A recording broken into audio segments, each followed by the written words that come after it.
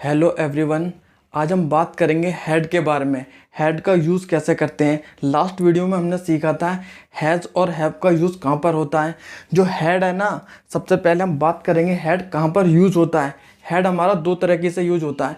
एक तो ये मेन वर्ब की तरह काम करता है और एक करता है ये हेल्पिंग वर्ब की तरह काम करता है। आज मैं आपको समझाऊंगा। और एक इसका यूज़ करते हैं हम पास्ट परफेक्ट टेंस होता है ना, उसके अंदर हेड का यूज़ करते हैं हेल्पिंग वर्ब के तौर पर। ठीक है, इसके बाद अगर बात करता हूँ हेड, हेड का एक सिंपल सा मीनिंग है। अगर मैं हेड की बात करता हूँ, हेड कहाँ पर यूज़ करते हैं।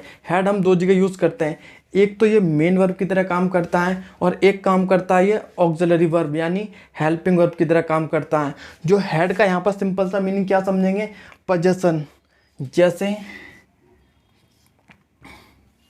ये काम आता है कैसे, पोजीशन के तौर पे काम आता है।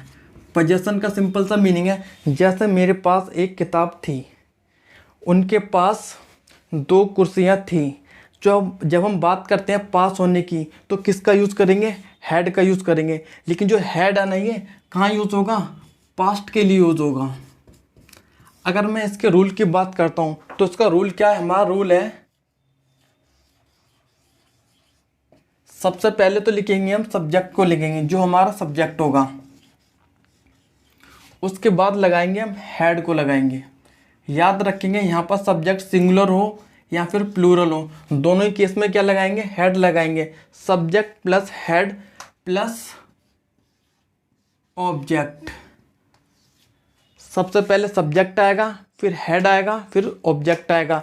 अगर नॉट आएगा इस सेंटेंस में, हेड के साथ नॉट नहीं लगाएंगे, क्या लगाएंगे, नो लगाएंगे। जब नेगेटिव सेंटेंस होगा तो क्या लगेगा, नो लगेगा। हेड के साथ नॉट का यूज़ नहीं करेंगे। जो नेगेटिव सेंटेंस है ना, उसे बनाने के लिए हमारे पास दो तरीके, मैं आपको दोनों सिखाऊंगा। एक तो ये नो वाला तरीका और एक तरीका और है। जैसे अब बात करूंगा मैं किसके, इसके एग्जाम्पल की। जैसे एक साइकिल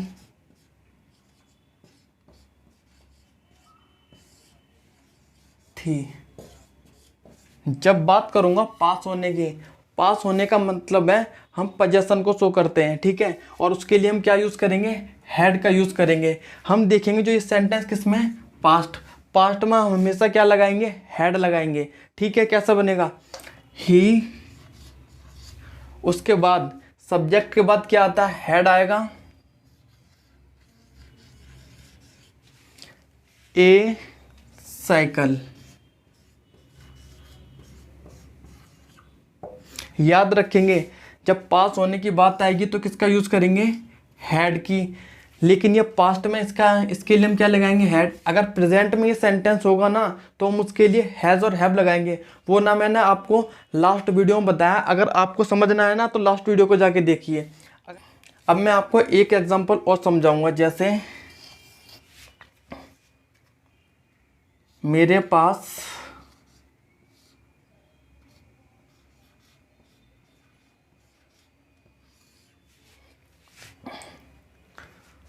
फुटबॉल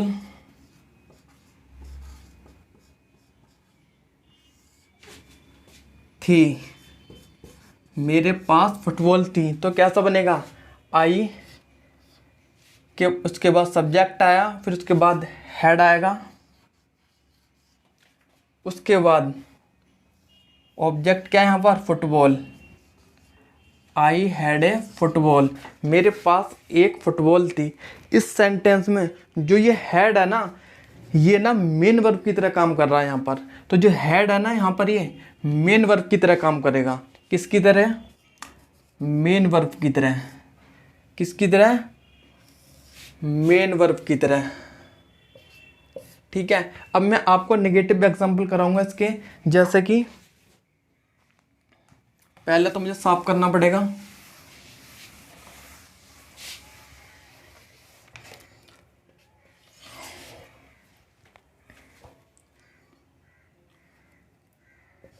तुम्हारे पास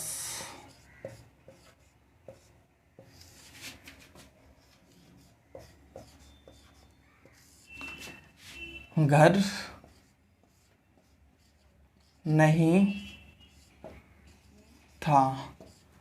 ये सेंटेंस मैंने लिखा हुआ है, इसे बनाने के दो तरीके हैं नेगेटिव बनाने के। मैं आपको दोनों सिखाऊंगा। जैसे फर्स्ट क्या है, फर्स्ट तो ये वाला रूल अप्लाई हो जाएगा। जैसे तुम्हारे के लिए लगाएंगे यू, उसके बाद हैड आएगा, इसमें नॉट नहीं लगाएंगे, क्या लगाएंगे, हेड के साथ क्या लगेगा, नो लगेगा। You had no